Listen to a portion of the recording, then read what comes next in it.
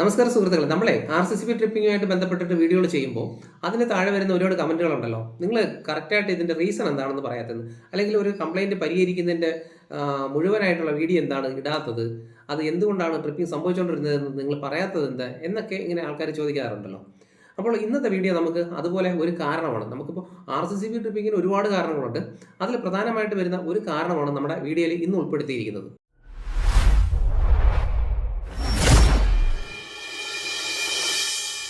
നമസ്കാരം, ഞാൻ Biju Arjun, BS electrical സൊല്യൂഷൻസിന്റെ പുതിയൊരു വീഡിയോയിലേക്ക് സ്വാഗതം.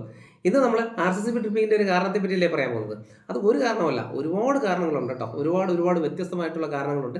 RCCB ട്രിപ്പിൽ നമ്മൾ അറ്റൻഡ് ചെയ്യുന്ന സമയത്ത് നമുക്ക് പല റീസൺസ് വരാറുണ്ട്. ഞാനത് പറഞ്ഞായിരുന്നല്ലോ.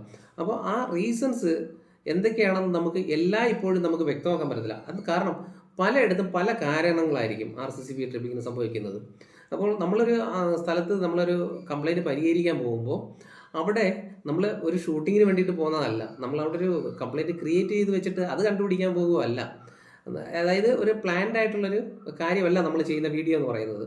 അപ്പോൾ നമ്മളവിടെ ആ കംപ്ലയിൻറ്റ് പരിഹരിക്കാൻ പോകുമ്പോൾ ആ വീട്ടുകാർക്ക് ഇതിനു മുമ്പ് തന്നെ ഒരുപാട് ബുദ്ധിമുട്ടായതിനു ശേഷമായിരിക്കും നമ്മളെ വിളിക്കുന്നത്. അപ്പോൾ നമുക്ക് അവിടെ ചെന്ന് വലുതായിട്ട് വീഡിയോ ഒന്നും എടുക്കാൻ പറ്റത്തില്ല. അപ്പോൾ ഈ കംപ്ലയിൻറ്റിൻ്റെ കാരണങ്ങൾ പല കാരണങ്ങൾ വരും. ഈ ചെറിയ പ്രശ്നങ്ങൾ പോലും അതിൻ്റെ എല്ലാം ഒരു ടോട്ടൽ എഫക്റ്റാണ് ഈ RCCB ട്രിപ്പിംഗ് സംഭവിച്ചുകൊണ്ടിരിക്കുന്നത്. അപ്പം അതുപോലെ പ്രധാനപ്പെട്ട ഒരു കാരണമാണ് ഞാൻ ഇന്നത്തെ വീഡിയോയിൽ ഉൾപ്പെടുത്തുന്നത്.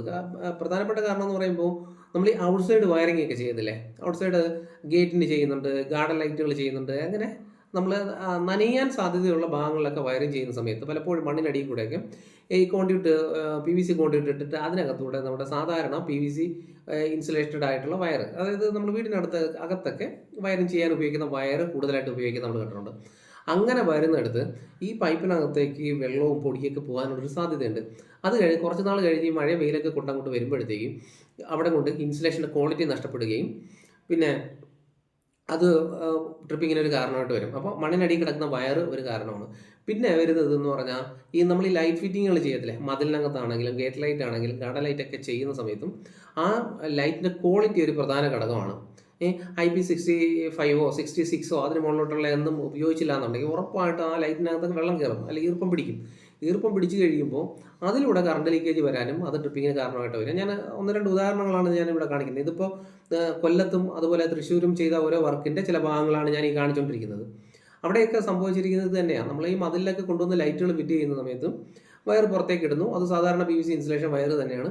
അത് പുറത്തേക്ക് ഇട്ട് വെച്ചിട്ട് നമ്മൾ എന്ത് ചെയ്യുമെന്നറിയാമോ, വെറുതെ ടേപ്പ് ചുറ്റി അങ്ങ് വയ്ക്കും. അങ്ങനെ ടേപ്പ് ചുറ്റി വയ്ക്കുമ്പോൾ കുറച്ച് നാൾ അങ്ങോട്ട് കഴിയുമ്പോൾ അതിനകത്ത് വെള്ളം ഉള്ളിലേക്ക് കയറി ടേപ്പിൻ്റെ സൈഡിൽ കൂടെയൊക്കെ, അല്ലെങ്കിൽ ടേപ്പിൻ്റെ പശ ഇങ്ങനെ ലൂസായിട്ട് അതിനകത്തൂടെ വെള്ളം അകത്തേക്ക് കയറുകയും അതിലേക്കൂടെ കറണ്ട് ലീക്കേജ് സംഭവിക്കുകയും ചെയ്യും. പിന്നെ പലയിടത്തും കാണുന്നൊരു കാര്യമാണ്, നമുക്ക് ലൈറ്റ് ഫിറ്റ് ചെയ്തില്ലെങ്കിൽ പോലും വെറുതെ കൊണ്ടുവന്ന് വയർ ഇങ്ങനെ നിർത്തിയിരിക്കും. മതിലോ അല്ലെങ്കിൽ മറ്റേതെങ്കിലും ലൈറ്റ് ഫിറ്റിങ്ങിൻ്റെ ഭാഗത്തൊക്കെ ഇങ്ങനെ നിർത്തിയിരിക്കും. ഇത് കുറച്ച് നാൾ എന്നിട്ട് ടേപ്പ് ചെയ്തിട്ടുണ്ടാവും. അപ്പോൾ ഇത് കുറച്ച് നാൾ ഇങ്ങനെ നിന്ന് കഴിയുമ്പോൾ ഇതിനകത്ത് ഈർപ്പവും ഒക്കെ പിടിച്ച് കഴിയുമ്പോൾ, അതായത് രാത്രി കാലങ്ങളിലെ മഞ്ഞാവാം അല്ലെങ്കിൽ പെയ്യുന്ന മഴയുടെയൊക്കെ ആവാം, ഈർപ്പമൊക്കെ പിടിക്കുമ്പോൾ അതിനകത്ത് പൊടിയും പായലൊക്കെ അങ്ങോട്ട് പിടിക്കും ഈ വയറിനകത്ത്. എന്നിട്ട് പിന്നീട് എപ്പോഴെങ്കിലൊക്കെ മഴ പെയ്യുകയൊക്കെ ചെയ്യുമ്പോൾ ഇതിനകത്തേക്ക് ഈ ഇൻസുലേഷൻ ചുറ്റിയിരിക്കുന്നതിനകത്തേക്ക് വെള്ളം ഇറങ്ങിയിട്ട് ഈ പായലും പൊടിയൊക്കെ പിടിച്ചിരിക്കുന്ന അതിലേക്ക് കൂടെ വൈദ്യുതി കണ്ടക്ട് ചെയ്തിട്ട് ഗ്രൗണ്ട് ആവുകയും, അതായത് എർത്തിലേക്ക് കറണ്ട് പോവുകയും ചെറിയൊരു അംശം കറണ്ട് കടന്നു പോവുകയും ട്രിപ്പിങ്ങിന് കാരണമായിട്ട് വരും. നമ്മളിങ്ങനെ പൊതുവെ നോക്കുമ്പോഴത്തേക്ക് മറ്റു കുഴപ്പമൊന്നുമില്ല, വയർ അവിടെ കൊണ്ടുവന്നിട്ടിട്ടുണ്ട്, പുറത്തേക്ക് ഇട്ടിട്ടുണ്ട്, അത് ടേപ്പ് ചുറ്റിയാണ് ഇട്ടിരിക്കുന്നതെന്ന് വിചാരിക്കും. പക്ഷേ ഇതിനകത്ത് പിടിക്കുന്ന പൊടിയും അഴുക്കൊക്കെ ഈർപ്പത്തിൻ്റെ സാന്നിധ്യം കൂടെ വരുമ്പോൾ അതൊരു ട്രിപ്പിങ്ങിന് കാരണമായിട്ട് വരും. അപ്പോൾ ഇതൊന്നും നമ്മൾ മറ്റുള്ളവർക്ക് ഇങ്ങനെ പറഞ്ഞ് ബോധ്യപ്പെടുത്തി കൊണ്ടുപോകാൻ പറ്റുന്നൊരു കാര്യങ്ങളല്ല. പറഞ്ഞാലും നമുക്ക് പല ഇലക്ട്രീഷ്യന്മാർക്കും അത് അംഗീകരിക്കാൻ പറ്റുന്നതുമല്ല. കാരണം നമ്മൾ ഒരുപാട് സ്ഥലങ്ങളിൽ ഇങ്ങനെ കിടപ്പുണ്ടല്ലോ, അവിടെ ഒന്നും പ്രശ്നമില്ലല്ലോ എന്ന് പറയും. പക്ഷേ ഇതിൻ്റെ എല്ലാം പരിണത ഫലമായിട്ട് കുറേശ്ശെ കറണ്ട് ലീക്കേജ് സംഭവിക്കും, അത് ട്രിപ്പിങ്ങിലേക്ക് കൊണ്ടെത്തിക്കുകയും ചെയ്യും. ഇതൊക്കെ മനസ്സിലാക്കണമെങ്കിൽ നമ്മൾ ഇൻസുലേഷൻ ടെസ്റ്റ് കറക്റ്റായിട്ട് ചെയ്ത് നോക്കിയെങ്കിൽ മാത്രമേ നമുക്ക് ആ വയറുകളിൽ പ്രശ്നം ഉണ്ടോ ഇല്ലയോ എന്ന് നമുക്ക് മനസ്സിലാക്കാൻ പറ്റും. അല്ലാതെ നേരിട്ട് നോക്കിയിട്ട് നമുക്ക് അത് പ്രശ്നമുള്ളതാണോ പ്രശ്നമില്ലാത്തതാണോ എന്നൊന്നും മനസ്സിലാക്കാൻ പറ്റത്തില്ല.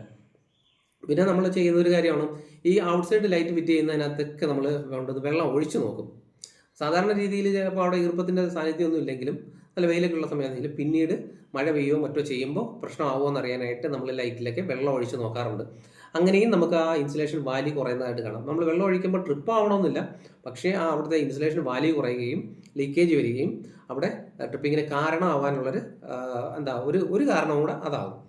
അപ്പം ട്രിപ്പിംഗ് കണ്ടുപിടിക്കുന്നതിൽ ഒരു പ്രധാന പങ്ക് ഇതിനും ഉണ്ട് കേട്ടോ. പലപ്പോഴും പലയിടത്തും നമ്മൾ ചെല്ലുമ്പോൾ ഈ ഔട്ട്സൈഡിലേക്കുള്ള ലൈറ്റുകൾ കട്ട് ചെയ്തിട്ടേക്കാണെന്ന് പറയുമെങ്കിലും നമ്മൾ നോക്കുമ്പോൾ അതിനകത്തുള്ള സ്വിച്ചിൽ നിന്നുള്ള വയർ മാത്രം ഡിസ്കണക്ട് ചെയ്തിട്ടേക്കും, ന്യൂട്രൽ കണക്റ്റഡ് ആയിരിക്കും. അപ്പോൾ ആ ന്യൂട്രൽ വഴിയും ലീക്കേജ് സംഭവിക്കാം, അതും ട്രിപ്പിങ്ങിന് ഒരു കാരണമായിട്ട് വരും. അപ്പോൾ ഇതൊക്കെ നമ്മൾ വ്യക്തമായിട്ട് പഠിക്കേണ്ടതുണ്ട്. പഠിച്ചെങ്കിൽ മാത്രമേ നമുക്ക് ഓരോരോ ഐഡിയകൾ വരത്തുള്ളൂ. എങ്ങനെയൊക്കെ ട്രിപ്പിംഗ് സംഭവിക്കാം, ട്രിപ്പിങ്ങിൻ്റെ കാരണങ്ങൾ എന്തൊക്കെയാണ്, അതിനുള്ള ടിപ്സുകൾ എന്തൊക്കെയാണ് എന്നൊക്കെ മനസ്സിലാക്കാൻ പറ്റത്തുള്ളൂ. അപ്പം ഞാൻ ഈ പറഞ്ഞ കാര്യങ്ങൾ നിങ്ങൾക്ക് ഇഷ്ടപ്പെടുന്നുണ്ടെങ്കിൽ ഇതുപോലുള്ള ടിപ്സുകൾ ഇനിയും ഞാനിങ്ങനെ ഷെയർ ചെയ്യാൻ ആഗ്രഹിക്കുന്നു. അതായത് ട്രിപ്പിങ്ങിന് കാരണങ്ങൾ ഞാനിങ്ങനെ ഷെയർ ചെയ്യാൻ ആഗ്രഹിക്കുന്നു. അപ്പോൾ നിങ്ങൾക്ക് ഇഷ്ടപ്പെട്ടിട്ടുണ്ടെങ്കിൽ തീർച്ചയായിട്ടും ഈ നമ്മുടെ വീഡിയോസ് ലൈക്ക് ചെയ്യുക, ഷെയർ ചെയ്യുക, അതുപോലെ സബ്സ്ക്രൈബ് ചെയ്യാൻ മറക്കരുത് ഫസ്റ്റ് കാണുന്ന ആൾക്കാരാണെങ്കിൽ. ഓക്കെ, പിന്നെ ഇതുപോലെ RCCB ട്രിപ്പിങ്ങുമായിട്ട് ബുദ്ധിമുട്ടുന്ന ആൾക്കാരുണ്ടെങ്കിലും തീർച്ചയായിട്ടും നമുക്ക് കോൺടാക്ട് ചെയ്യാം. കേരളത്തിൽ എല്ലായിടത്തും നമ്മുടെ സർവീസ് കൊടുക്കുന്നുണ്ട്. 100% നമുക്ക് ഫോൾട്ടുകൾ കണ്ടുപിടിച്ച് പരിഹരിച്ച് നല്ലൊരു കണ്ടീഷനിൽ വയറിങ് നമുക്ക് കൊണ്ടുവരാനും പറ്റും. ഓക്കെ, അപ്പോൾ അതുപോലെ നമ്മുടെ RCCB ട്രിപ്പിങ്ങിന് വേണ്ടിയിട്ട് ഒരു സ്പെഷ്യൽ ക്ലാസ് ഉണ്ട് കേട്ടോ. അത് ഓൺലൈനിൽ തന്നെയാണ് നമ്മൾ പഠിക്കുന്നത്. വാട്സപ്പിലൂടെ ക്ലാസ്സുകൾ ലഭിക്കും. നിങ്ങൾക്ക് എവിടെ ഇരുന്ന് വേണമെങ്കിലും ഏത് സമയത്തും പഠിക്കാം. രാത്രിയോ രാവിലെ എപ്പോഴാണ് നിങ്ങൾ ജോലിയൊക്കെ കഴിയുന്നത് ആ സമയത്ത് നിങ്ങൾക്ക് പഠിക്കാൻ പറ്റും. നല്ല നല്ല ടിപ്സുകളും RCCB എന്താണെന്നും അതിൻ്റെ ട്രിപ്പിങ്ങിൻ്റെ കാരണങ്ങൾ എന്താണെന്നും അതിൻ്റെ വർക്കിംഗ് എന്താണെന്നും അതിന് ഉപയോഗിക്കുന്ന മീറ്ററുകൾ ഏതൊക്കെയാണെന്നും ഇൻസുലേഷൻ ടെസ്റ്റ് എന്താണെന്നും എർത്ത് ടെസ്റ്റ് എന്താണെന്നൊക്കെ പഠിക്കുന്നതിന് വേണ്ടിയിട്ട് നല്ല ഒരു ഓൺലൈൻ ക്ലാസ് മലയാളത്തിൽ തന്നെ നടക്കുന്നുണ്ട്. നമുക്ക് ക്ലാസ്സിൽ ജോയിൻ ചെയ്യാവുന്നതാണ്. അതിന് വേണ്ടിയിട്ട് 9645540075 എന്ന വാട്സപ്പ് നമ്പറിൽ കോൺടാക്ട് ചെയ്താൽ മതിയാവും. ഓക്കെ, അപ്പോൾ നല്ല ഒരു വീഡിയോ ആയിട്ട് നമുക്ക് വീണ്ടും കാണാം. നന്ദി.